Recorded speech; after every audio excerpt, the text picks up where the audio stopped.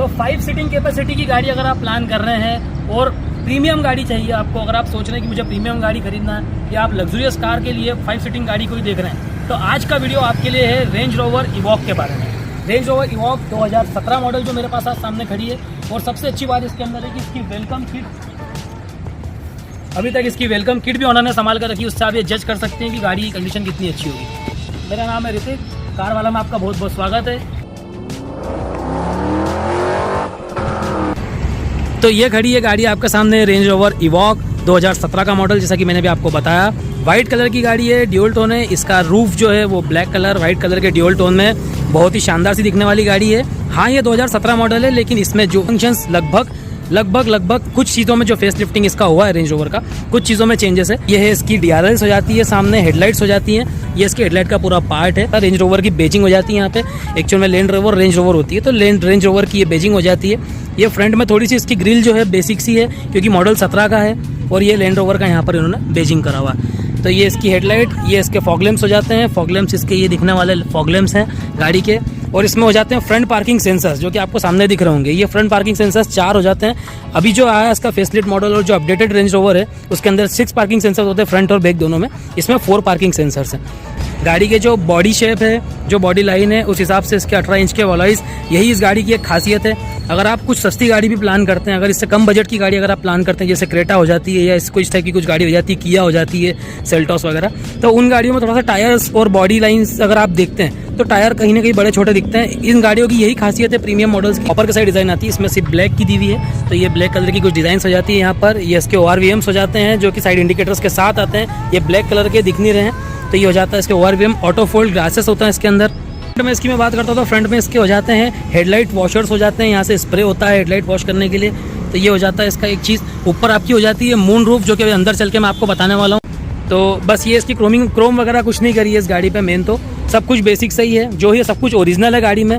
ये इसके handle bars पर भी किसी प्रकार की कोमिंग नहीं है, यहाँ पर रिक्वेस्ट सेंसर्स नहीं है, उस साइड पर रिक्वेस्ट सेंसर्स हैं। और की इसकी जो एक दूसरा टेक्निक होता है की का, अगर आपकी चाबी अंदर रह जाती है या आपका लॉक खुल नहीं रहा है, तो उसके लिए कैसे खोलते हुए मैं आपको बताने वाला हूँ वीडियो में। तो ये हो जाती है इसके पीछे की रेंज रोवर की लैंड रोवर की बेजिंग हो जाती है पीछे इसकी ये। और यहाँ पर पीछे जो मैंने पार्किंग सेंसर्स बताया था, तो ये 4 पार्किंग सेंसर्स यहाँ पर भी हो जाते हैं। एग्जॉस्ट के लिए 2 दिख रहे हैं, ये एग्जॉस्ट के हो जाते हैं नीचे। ये इसके 18 इंचेस के अलॉय व्हील आते हैं, अगर आफ्टर मार्केट कुछ लोग लगवाते हैं तो 19 इंचेस के अलॉय व्हील्स हो जाते हैं। अलॉय व्हील्स में आपको चारों डिस्क ब्रेक्स विद कैलिपर्स आपको इसके अंदर दिख ही रहा होगा, ये हो जाते हैं इसके alloy wheels with disc brake with calipers. Land Rover की बेजिंग करिए टायर के यहाँ पर, तो ये इसका कुछ इस तरीके का लुक हो जाता है, साइड लुक हो जाता है। ये हो जाता है इसका फ्रंट का साइड बोनट का कुछ, ये इसके हाइड्रोलिक्स बोनट उठने के लिए इसका जो है फ्रंट का जो मैंने ओपन किया है, ये हो जाता है इसका हाइड्रोलिक्स। इंजन की कुछ कंडीशन इस तरीके से है, जो भी है इंजन पूरा ओरिजिनल है। 2.01 लीटर्स का इंजन आता है इसका, 67 लीटर्स की टैंक कैपेसिटी होती है इसकी। वाइपर के टॉपअप के लिए ये हो जाता है।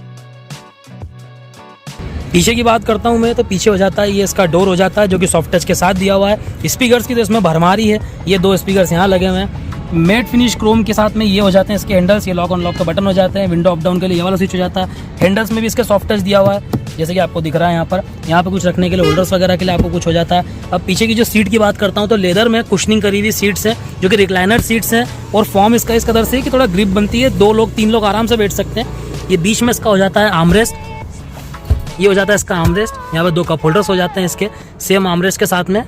आर्मरेस्ट के साथ में अगर आप यहाँ पे कुछ रखना चाहते हैं, तो ये हो जाता है इसका एक और छोटी सी स्पेस।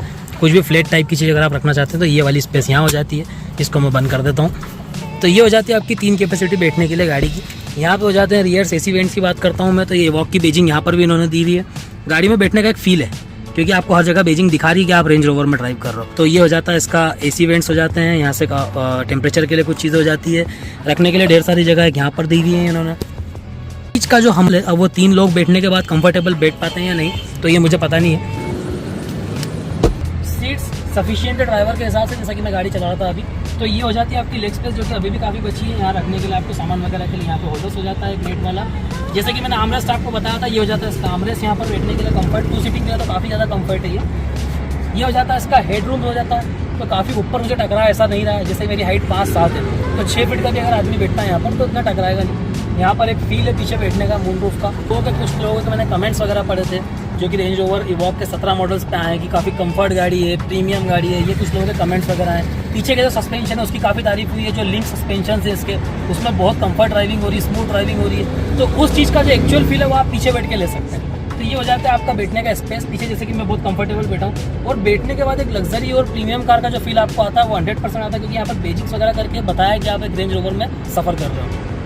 तो ये हो जाता है इसका लग्जरियस इंटीरियर। साथ में जो मून रूफ है वो काफ़ी ज़्यादा बड़ी है। ये हो जाती है इसकी मून रूफ, लगभग आपको एक ओपन कार का ही फील आता है। दोनों सीट्स की अगर मैं बात करता हूँ तो इनके एडजस्टमेंट के लिए ये हो जाते हैं स्विचेस वगैरह। ये रिक्लाइनिंग वगैरह के लिए यहाँ से हो जाता है, आगे पीछे करने के लिए यहाँ से हो जाता है, ये उसके हो जाते हैं। ये कुछ नीचे का सिस्टम हो जाता है क्योंकि गाड़ी ऑटोमेटिक है। इसको मैं बंद कर लेता हूँ।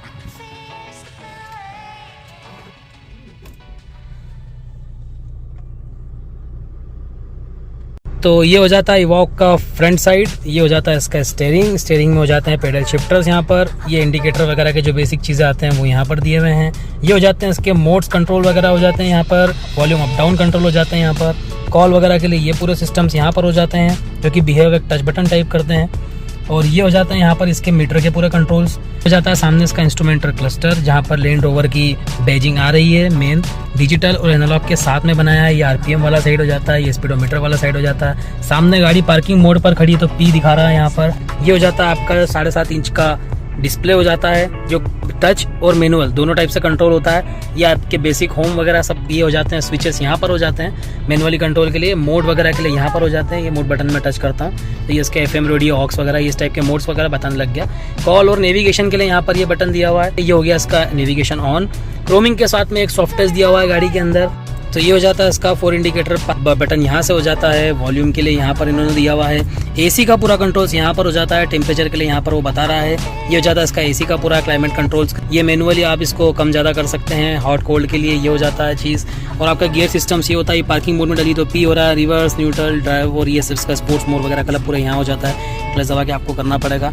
ये हो जाता है इसके रोड के मोड वगैरह हो जाते हैं। मोड के स्विचेस यहाँ पर दिए हुए हैं। यहीं पे सेम आपका एलाइटर हो जाता है। यहाँ पर आपकी टाइप ऑफ एस्टर जिसको बोल सकते हैं ये एस्टर हो जाती है। एस्टर की भी क्वालिटी काफ़ी अच्छी दी हुई है और सारी चीज़ें लगभग गाड़ी में ओरिजिनल ही है। ये हो जाती है इसकी एस्टर हो जाती है। यहाँ पर आप बॉक्स हो जाता है आपका कुछ छोटी मोटी चीज़ रखने के लिए, ये वाली चीज़ हो जाती है। ये शटर आपका पूरा लग जाता है, खुल जाता है, बंद हो जाता है। और यहाँ पर आपका हो जाता है आर्मरेस्ट। आर्मरेस्ट को अगर आपको ओपन करना है तो नॉर्मल आपको यहाँ पर करना पड़ेगा। एक आर्मरेस्ट के अंदर एक वेलवेट की पूरी शीट वगैरह लगाई है जो कि काफ़ी प्रीमियम लुक दे रही है। यहाँ पर हो जाता है इसका ऑक्स के लिए आपको ऑप्शन दिया हुआ है। ये आपका हो गया USB का ऑप्शन हो गया। 12 वॉट का चार्जिंग सॉकेट यहाँ पर दिया हुआ है। इसको मैं बंद कर देता हूँ। तो ये हो जाती है गाड़ी का आपका फ्रंट का कुछ इंटीरियर इस टाइप से हो जाता है। ये आपका IRVM हो जाता है। IRVM जो आपको मैंने बताया था जैसे कि 3rd आई होती है, अपग्रेडेड वेरिएंट में जो 3rd आई आती है उसके अंदर अगर आप इसको जो भी इसका एक बटन वगैरह होता है अगर आप उसको ऊपर नीचे करेंगे तो ये 3rd आई का पूरा कैमरा इसके अंदर दिखता है, क्योंकि ये 2017 का मॉडल है, इसमें मैनुअल आएगा। सनरूफ के लिए आपको जैसा कि मैंने अभी बताया, ये सनरूफ के लिए आपका हो जाता है सनरूफ बंद खोलना बंद करने के लिए ये वाले बटन हो जाते हैं। ये आपका ग्लास होल्डर हो जाता है, यहाँ पर लगा लेते हैं आप। ये आपका वेनिटी मिरर हो जाता है यहाँ पर। तो ये कुछ तरीके की जो चीज़ें उन्होंने दी है, वेनिटी मिरर्स में उन्होंने लाइट दी है। ये कुछ चीज़ें जो है गाड़ी में बहुत इंप्रेसिव है। तो ये गाड़ी का एक प्रीमियम लुक हो जाता है, अंदर का प्रीमियम इंटीरियर हो जाता है गाड़ी का। स्पीकर्स का जैसे मैंने आपको कहा कि स्पीकर्स की तो भरमार है यहाँ पर। ये हो जाते हैं स्पीकर्स यहाँ पर। सेम जो है सॉफ्ट टच गाड़ी में दिया हुआ है, यहाँ पर सॉफ्ट टच हो जाता है। ये आपके क्रोमिंग हैंडल्स हो जाते हैं ओपन करने के लिए, क्लोज करने के लिए। ये आपका लॉक अनलॉक के लिए ये स्विच हो जाते हैं जो सेम आपको क्लीनर साइड में भी मिलते हैं, ड्राइवर साइड में भी मिलता है। तो ये आपकी दो चीज़ें हो जाती हैं। ORVM सेट करने के लिए यहाँ पर ये मैनुअली आपको ये स्विच दिया हुआ है।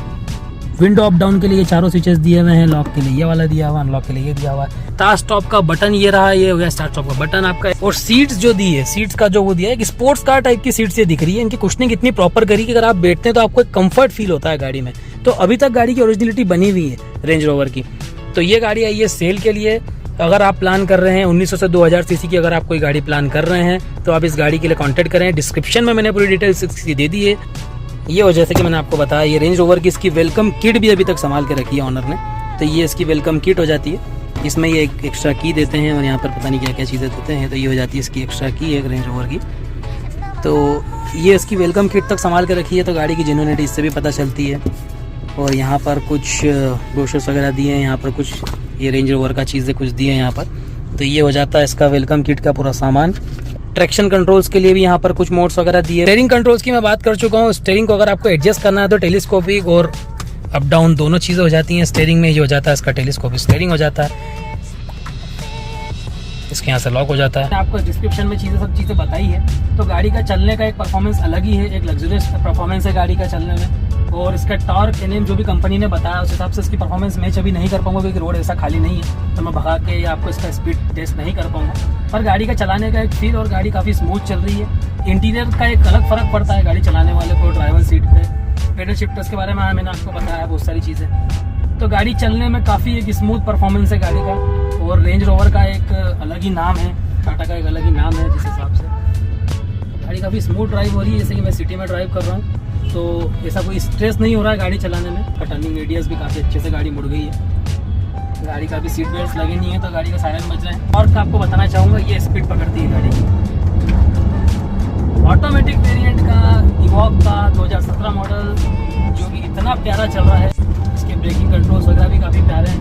बहुत अच्छी चलती है गाड़ी, काफ़ी अच्छी स्पीड पकड़ी है गाड़ी ने। किसी टाइप का कोई लैग अभी तक मैंने महसूस नहीं किया गाड़ी में चलते समय।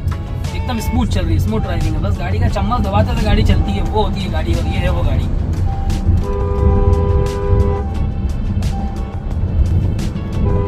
तो रोड परफॉर्मेंस बहुत अच्छा लगा मेरे को इस गाड़ी का। कंडीशन वाइज भी गाड़ी बहुत अच्छी है, काफ़ी अच्छी है। इंटरेस्टेड बायर्स डिस्क्रिप्शन में दिए हुए नंबर पे कॉल करें। मैं इस गाड़ी को 5/5 रेटिंग देना चाहता हूँ फिलहाल तो 61,000 गाड़ी जेन्युइन चली भी है। आप कंपनी से चाहे तो मैच भी करा सकते हैं। 2017 का गाड़ी का मॉडल है। पीछे की साइड से बात करता तो कुछ इसका लुक एक शार्प टाइप का लुक आता है जो कि बहुत सही दिख रहा है। ये इसका फ्यूल का पार्ट हो जाता है। पीछे के ग्लास की अगर बैक ग्लास की बात करता हूँ तो यहाँ पे डिफॉगर्स हमको दिख ही रहे हैं। और पीछे इसके जो वाइपर्स होते हैं वो यहाँ से होते हैं। ये बहुत ज़्यादा छुपा के रखें, एकदम से आते हैं बाहर बारिश का टाइम पे। तो इसमें कोई सेंसर्स वगैरह नहीं है, मैनुअली ऑन होते हैं। तो ये है इसकी की, यहाँ से हम ओपन करेंगे इसकी बूट।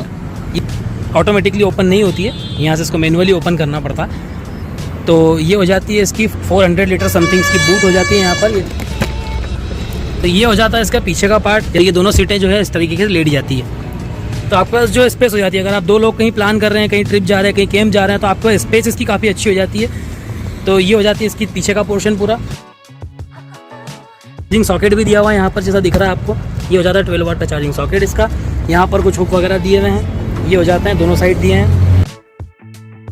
तो पीछे इसके हो जाते हैं, ये हो जाते हैं इसके स्पॉयलर्स।